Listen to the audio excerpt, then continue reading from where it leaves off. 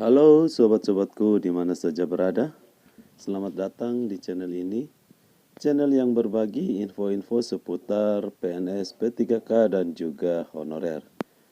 Pada kesempatan kali ini kembali admin menyapa sobat-sobatku sekalian. Semoga berada dalam keadaan yang sehat-sehat selalu dan dalam lindungan Tuhan yang Maha Kuasa.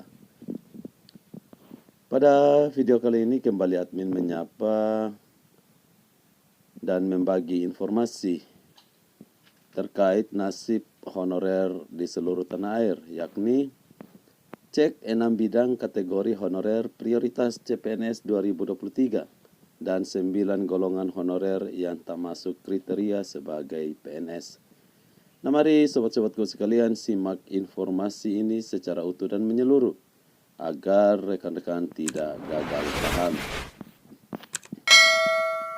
Pengadaan seleksi CPNS 2023 akan segera dibuka dalam waktu dekat ini.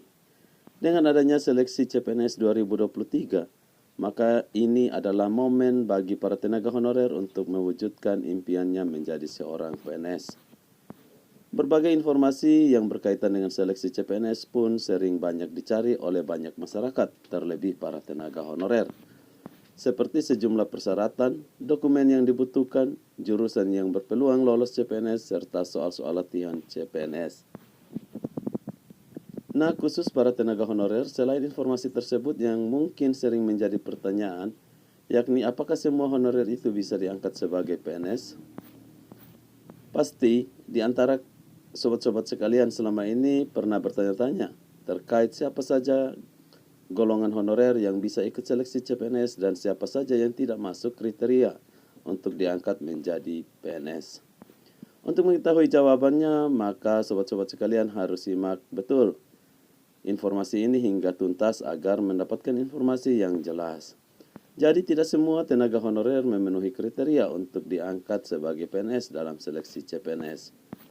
Sebab yang perlu diketahui bahwa dalam pengangkatan tenaga honorer menjadi CPNS hanya akan memprioritaskan pada sejumlah bidang tertentu. Dalam rekrutmen CPNS 2023, memang hanya ada beberapa prioritas honorer yang bisa diangkat jadi PNS. Setidaknya, ada 6 kategori bidang honorer yang menjadi prioritas diangkat sebagai PNS. 6 kategori bidang honorer prioritas diangkat jadi PNS tersebut telah tertuang dalam PP nomor 48 tahun 2005 yang mengatur tentang pengangkatan tenaga honorer menjadi CPNS. Pada peraturan tersebut telah dicantumkan beberapa syarat dan ketentuan tenaga honorer untuk bisa diangkat menjadi PNS.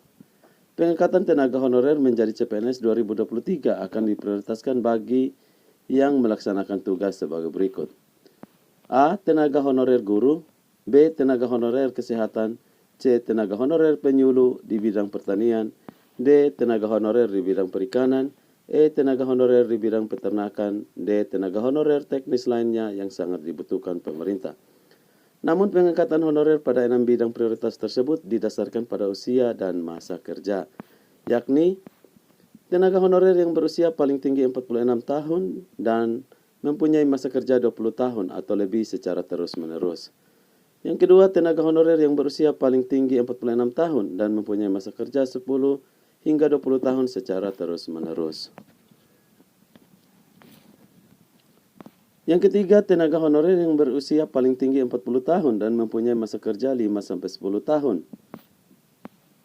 secara terus-menerus. Yang keempat, tenaga honorer yang berusia paling tinggi 35 tahun dan mempunyai masa kerja 1-5 tahun secara terus-menerus. Jadi itu beberapa tenaga honorer yang diutamakan akan diangkat menjadi PNS dalam seleksi CPNS 2023. Lalu, siapa saja golongan tenaga honorer yang tidak masuk dalam kriteria jadi PNS? Ada 9 golongan honorer yang ternyata tidak memenuhi kriteria untuk diangkat sebagai PNS, sehingga tidak bisa mengikuti seleksi CPNS. Golongan tenaga honorer yang tidak termasuk kriteria untuk diangkat jadi PNS ialah sebagai berikut.